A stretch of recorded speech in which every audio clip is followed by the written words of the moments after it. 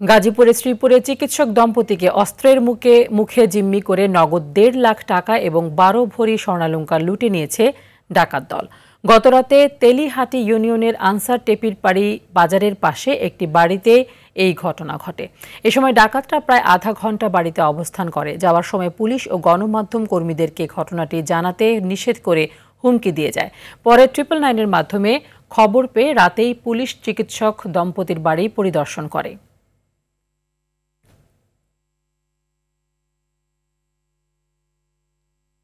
2 লাখের মতো টাকা নিয়ে গেছে। আর ও আমার ওয়াইফের আর আমার মা দুজনে মিলে স্বর্ণালংকার ছিল 10 ভরি প্লাস 10-12 ভরি এরকম হবে, এগুলা নিয়ে গেছে, নিয়ে চলে গেছে। আর মোবাইল গুলো নিয়ে গেছিল, মোবাইল সেই ফেলে রাখছে ইয়াতে 2 নাম্বার সিএমবির ওই পাশে।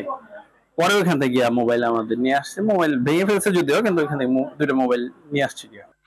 আপনারা ইতিমধ্যে আজকের ঘটনা এবং গতকালকের ঘটনার পর আপনাদেরকে অবশ্যই টহল বাড়াইতে হবে এবং এলাকায় টহল বাড়িয়ে জনগণের নিরাপত্তা দিতে হবে। তো যে অবস্থা, এটা একটা আতঙ্ক হওয়ার মতো বিষয়। আমরা নিজেরা আতঙ্কে আছি। এরকম একটা অবস্থা হওয়া আমরা কেউ কাম্য না।